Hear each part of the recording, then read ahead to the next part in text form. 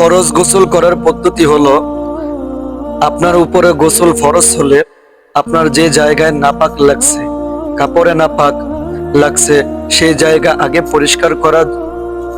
যদি আপনার গোটা জায়গাতে নাপাকি লাগে, তাহলে গোটা জায়গাটা আগে আস্তে আস্তে এটাকে দ্রুত করা, পরিষ্কার করা।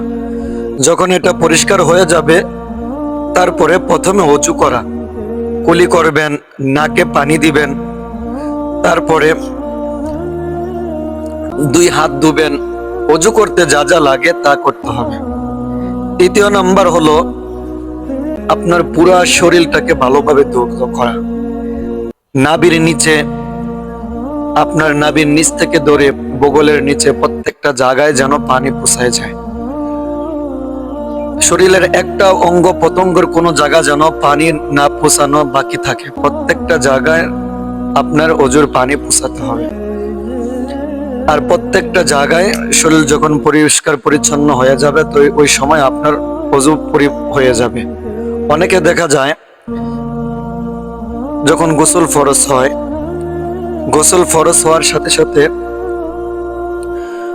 ওই মানুষগুলা রাতের বেলা শুয়ে থাকে, ফজর হয়ে যায়, তারপরও সে গোসল করে না। রাসূলুল্লাহ সাল্লাল্লাহু আলাইহি ওয়াসাল্লাম বলেন, কোন ব্যক্তি যখন সকালবেলা ঘুমের অবস্থায় থাকে, আল্লাহ তাআলা তার ঘর থেকে বরকত, রহমত সবকিছু ঢেলে নেন। আর যখন গোসল ফরজ হয়ে যায়, উত্তম হইল ওই সময়ই গোসল করে নেওয়া। যদি শীত থাকে, কোনো ঝামেলা থাকে, তাহলে আপনার ফজর নামাজের আগে আগেই গোসল করে নেওয়া, বা যেই সময় আপনার কাছে কমফোর্টেবল হয় আপনি গোসল করে নেবেন, তার আগে ওযু করে নেওয়া।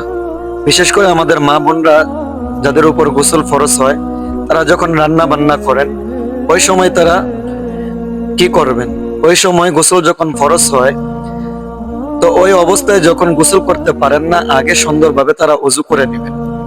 ওযু করে নিলে তাহলে মাটি অভিশাপ দেবে না, কিন্তু যদি ওযু না করা হয় তাহলে মাটি অভিশাপ দিতে থাকে।